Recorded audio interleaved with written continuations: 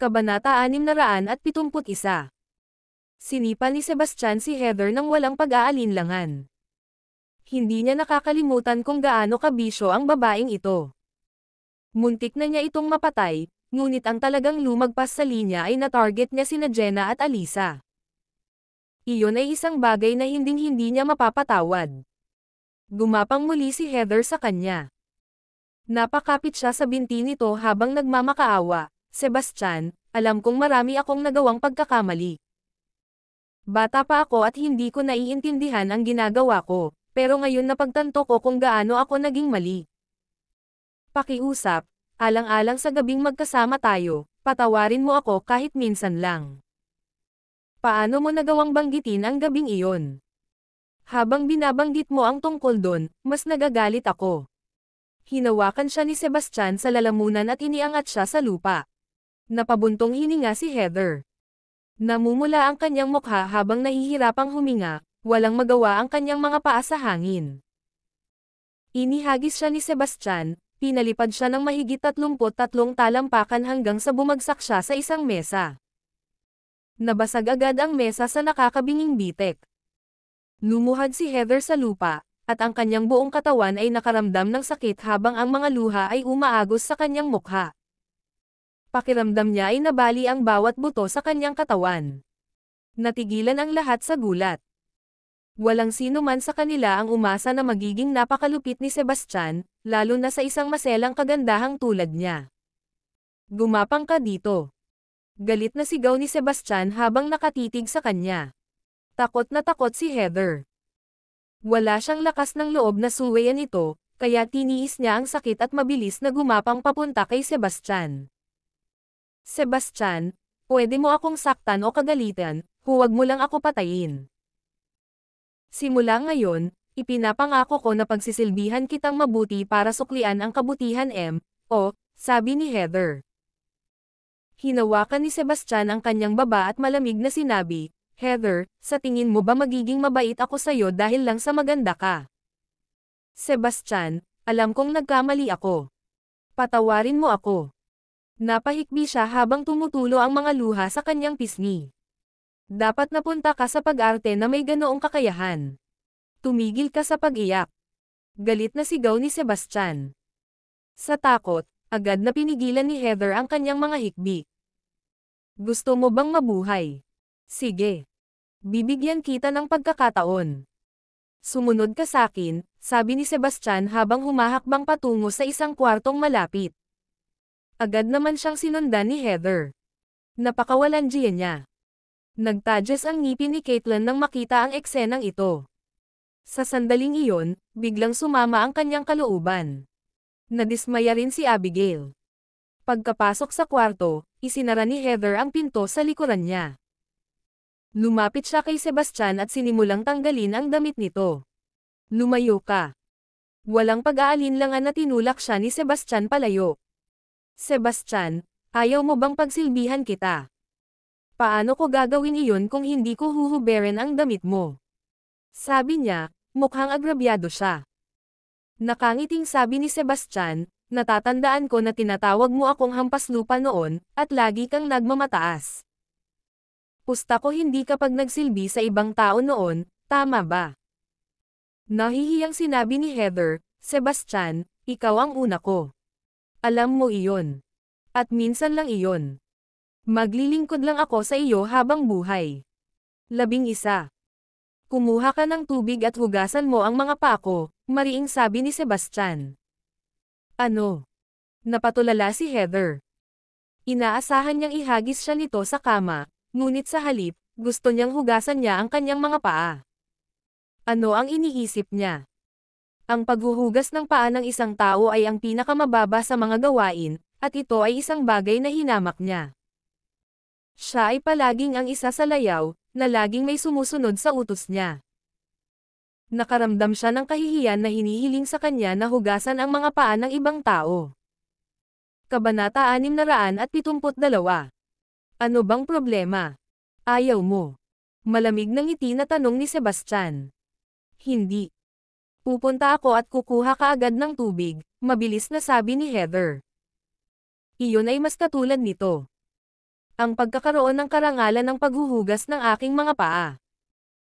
Iyon ay isang bagay na maaari mong ipagmalaki sa buong buhay mo, pagmamalaki ni Sebastian. Bagamat tahimik siyang minumura ni Heather, hindi siya naglakas loob na magsalita ng malakas. Pumunta siya upang kumuha ng isang palanggana ng tubig at nagsimulang hugasan ang kanyang mga paa, habang palihim na nagmumura sa ilalim ng kanyang hininga.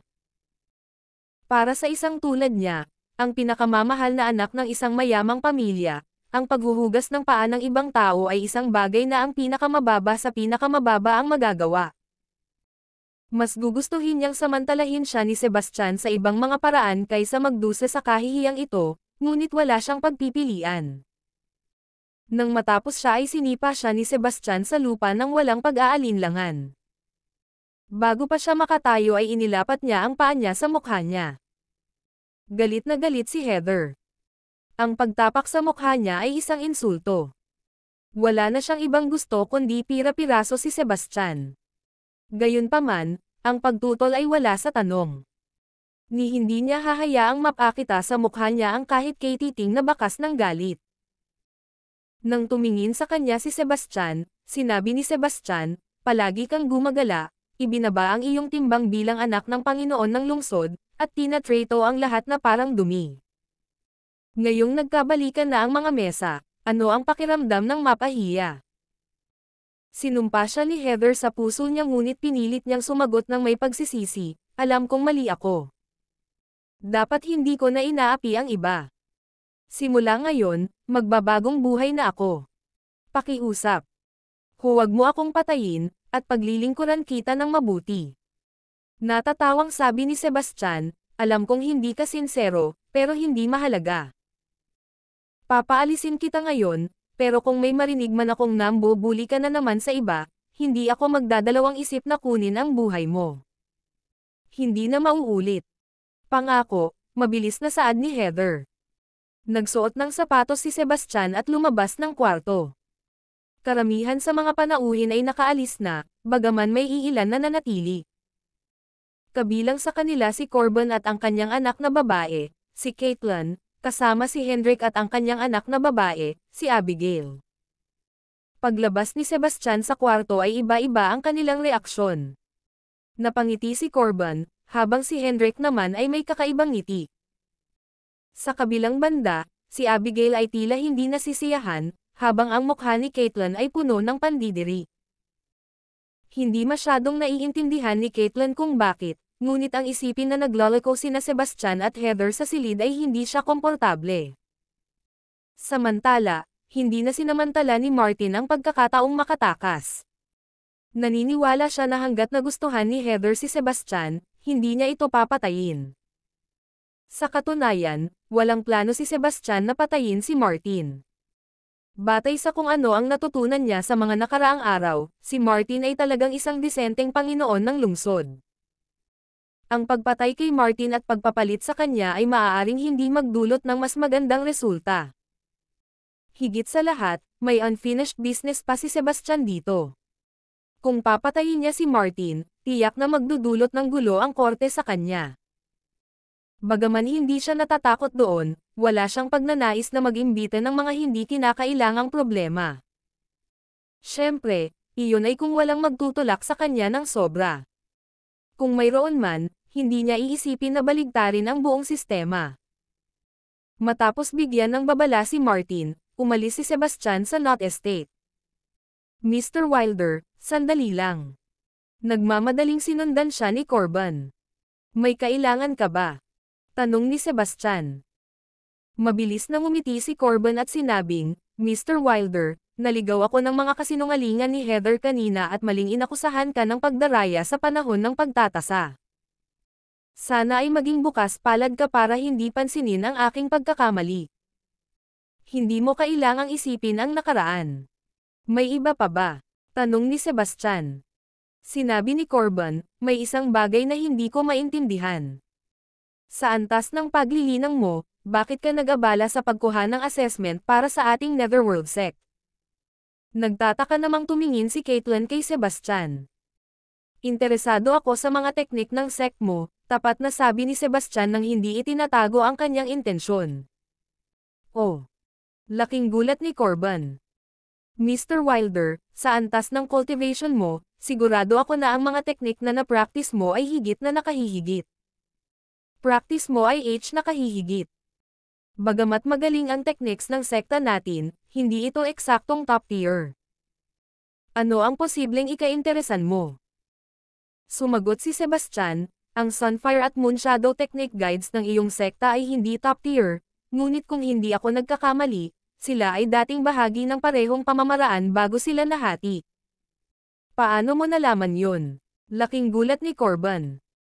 Isa ito sa pinakamataas na sekreto ng Netherworld Sect, na kilala lamang ng iilan sa mga pangunahing miyembro nito. Kabanata 673.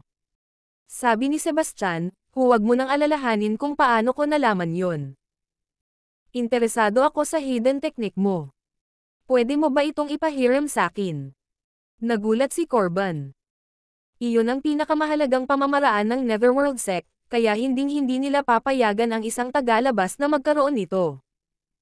Gayunpaman, masyadong malakas si Sebastian. Kung tumanggi sila at nagpasya si Sebastian na kunin ito sa pamamagitan ng puwersa, ano ang maaari nilang gawin upang pigilan siya? Habang nag-aalangan si Corbin, naipit sa pagitan ng dalawang kakilakilabot na pagpipilian, humakbang pasulong si Caitlyn at sinabing, Sebastian, inaamin ko na ang lakas mo ay kakilakilabot, ngunit ang diskarteng iyon ay ang pinakamahigpit na binabantayang lihim ng ating sekta. Hindi natin ito papayagang mahulog sa kamay ng iba. Kung susubukan mong kunin ito sa pamamagitan ng puwersa, kailangan ka naming labanan hanggang kamatayan. Napangisi si Sebastian nang may pagkadismaya. Ang iyong sekta ay mayroon lamang 5 banal na Grandmaster. Kahit na ang iyong pinakamalakas na pinuno ay nasa gitnang yugto lamang ng banal na Grandmaster. Kung gugustuhin ko, sino ang posibleng pipigil sa akin? Huwag mo akong kausapin tungkol sa isang laban hanggang kamatayan. Laking gulat ni Corbin na tumulo ang malamig na pawis sa kanyang noo. Gayunpaman, hindi natatakot si Caitlyn sa kanya. Kung ganon, lalaban tayo gamit ang lahat ng mayroon tayo. Kahit matalo tayo, handa kaming mamatay kasama ang sect namin. Caitlyn, huwag kang magsalita ng walang ingat. Nagulat si Corbin. Natatakot siya na baka ma-provoke pa ni Caitlyn si Sebastian. Kung magalit si Sebastian, malalagay sa panganib ang buhay nila. Mabilis niyang hinayla si Caitlyn sa tabi. Pagkatapos ay lumingon siya kay Sebastian na may pilit na ngiti at sinabing, Mr. Wilder, ang aking anak na babae ay nagsalita ng wala sa sarili. Mangyaring huwag magdamdam. Gayunpaman, ang pamamaraan na iyon ay talagang mahalaga sa aming sekta, kaya't buong kabab ang loob kong hinihiling na magpakita ka ng awa. Kung may iba pang kondisyon, gagawin namin ang lahat para masiyahan ka. Bahagyang kumunot ang noo ni Sebastian. Ang tanging bagay sa buong Netherworld Sect na nakakuha ng kanyang interes ay ang Advanced Stage 3 technique. Mr. Gardner, ang gusto ko lang ay hiramin ang teknik mo saglit. Mag-aalok pa nga ako ng kabayaran. Katanggap-tanggap kaya iyon? Tanong ni Sebastian. Mr. Wilder, ito ay isang seryosong bagay. Hindi ako makakagawa ng ganoong desisyon ng mag-isa.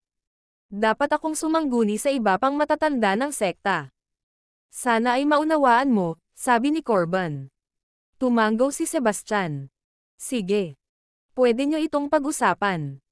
Bibisita ako pagkaraan ng 3 araw. Sana, may magandang balita ka sa akin. Pagkatapos nun, umalis na si Sebastian. Sa sobrang pagkabalisa ni Corbin ay pinagpawisan siya ng malamig. Darating si Sebastian sa kanilang sekta sa loob ng 3 araw. Ano ang kanilang gagawin? Sandali lang. Hinabol ni Caitlyn si Sebastian. Ms. Gardner, ano ito? Tanong ni Sebastian. Gusto kitang makausap ng pribado, sabi ni Caitlyn. Tumango si Sebastian, sumenyas na umalis sina Hendrik at Abigail. Pagkatapos, sinundan niya si Caitlyn sa isang pribadong silid sa malapit na inn. Sige. Walang ibang tao dito. Anong gusto mong pag-usapan? Tanong ni Sebastian. Habang nag-aalangan si Caitlyn ay kinagat niya ang kanyang labi. Pagkatapos noon, nagtanong siya, sa araw ng pagsusuri, sino ang nagdroga sa akin? Hindi ko alam kung sino siya, pero pinatay ko siya, sagot ni Sebastian. Alam mo ba kung ano ang hitsura niya? Pinindot ni Caitlyn. Inilarawan ni Sebastian ang hitsura ng lalaki. Kung ganun, siya iyon. Galit na galit si Caitlyn. Kilala mo ba kung sino siya? Tanong ni Sebastian. Tumanggo si Caitlyn at sinabing, ang lalaking iyon ay dating elder ng ating sekta. Madalas niyang inaabuso ang mga babaeng disipulo, kaya pinatalsik siya ng aking ama. Hindi ako makapaniwalang naglakas loob siyang puntiryahin ako. Kasuklam-suklam. Ikaw ba ang kumuha ng virginity ko noong araw na iyon? Tanong ulit ni Caitlyn. Tumanggo si Sebastian. Ano? Gusto mo ako ang managot? Huwag mong purihin ang sarili mo. Ang daming lalaking gustong pakasalan ako. Ni hindi ka man lang nakalista, tanda. Tanda lang ba ang tawag mo sa akin? Tanong ni Sebastian sabay turo sa ilong niya. Di ba? Sa antas ng paglilinang mo, hindi magiging sapat ang talento lamang. Ilang dekada ka na sigurong nagsanay para umabot sa yugtong ito. Malamang mas matanda ka sa tatay ko, siguro mas matanda pa sa lolo ko. Maliban na tawagin kitang matanda. Ang lakas ng loob mo. Alam mo ba ang kahihinatnan ng pag-provoke mo sa akin? Tanong ni Sebastian na may pilyong ngiti. Ngumisi si Caitlyn. Ano? Papatayin mo ba ako? Masyado kang maganda para dun. Halika dito at hayaan mo akong gamitin ka. Ngumisi si Sebastian habang inabot siya, tinulak siya sa sopa. Huwag. Bastos ka, bitawan mo ako. Parehong galit at takot si Caitlyn. Patuloy niya itong pinapagalitan habang nagpupumiglas, ngunit walang saysay ang kanyang pagtutol. Kabanata 674. Inipit ni Sebastian ang kanyang mga palso sa itaas ng kanyang ulo. Hindi niya pinansin ang pagpupumiglas nito habang hinahalikan niya ang mga labi nito. Galit na galit si Caitlyn. Napakagat siya sa labi niya. Bakit ang tapang mo? Tanong ni Sebastian habang nakahawak sa baba niya. Napangiti ng matamis si Caitlyn. Hindi, ako isang tao na madali mong maaapi, mabuti pa bitawan mo ako, o sinusumpa ko na hindi ka makakaalis dito. Sa tingin mo ba talaga may epekto sa akin ang mga pagbabanto mo? Kahit na magsanay ka pa ng isa pang 10 o 20 taon, hindi ka pa rin mapapantayan para sa akin, kampanteng sinabi ni Sebastian. Hayop ka. Galit na sinumpa siya ni Caitlyn. Binitawan siya ni Sebastian at sinabing, pwede ka nang umalis.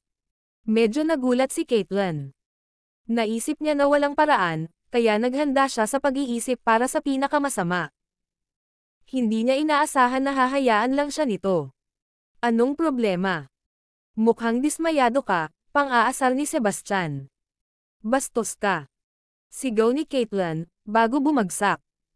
Nakakatuwa siyang babae, isip ni Sebastian na may mahinang ngiti. Medyo matagal na siya sa mundong ito. Bukod kina Jenna at Alisa, si Caitlyn lang ang nakapagpapukaw ng kanyang emosyon. Kailangan niyang aminin na nagkakaroon siya ng nararamdaman para sa kanya.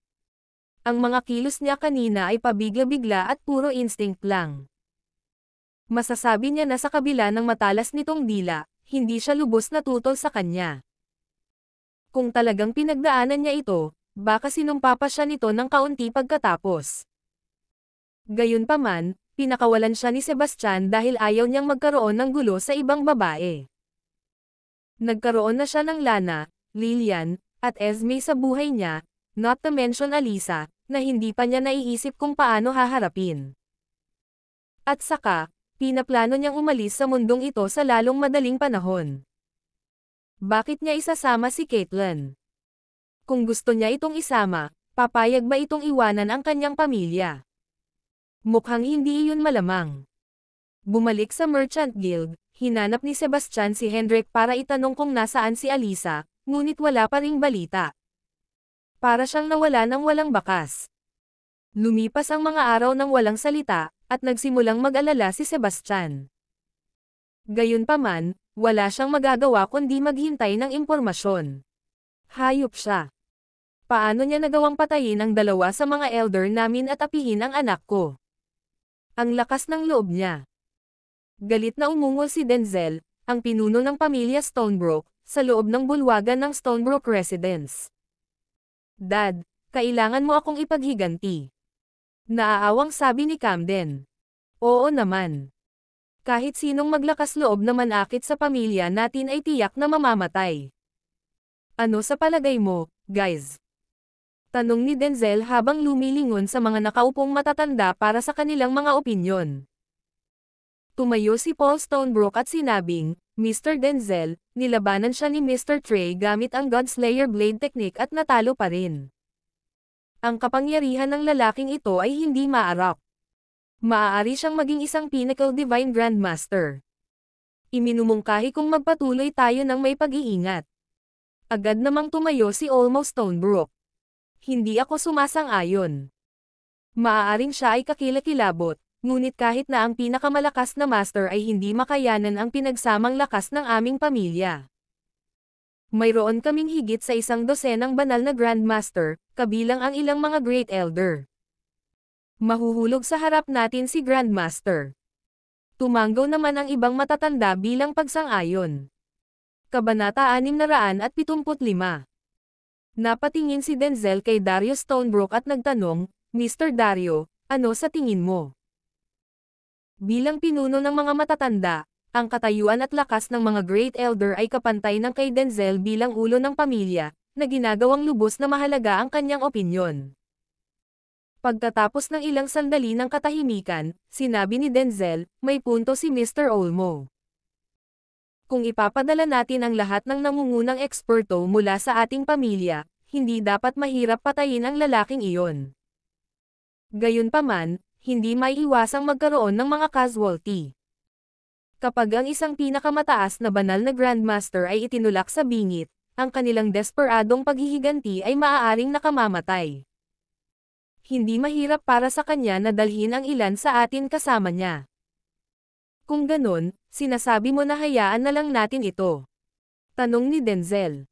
Nakangiting humiling si Dario. Kung hahayaan lang natin, saan iiwan ang dangal ng pamilya natin? Lalo na't ang Godslayer Blade Technique ay kailangang mabawi. Hindi, kailangan nating maghiganti. Kailangan lang natin ng ibang paraan. Mr. Dario, ano ang iminumungkahi mo? Sabik na tanong ni Denzel.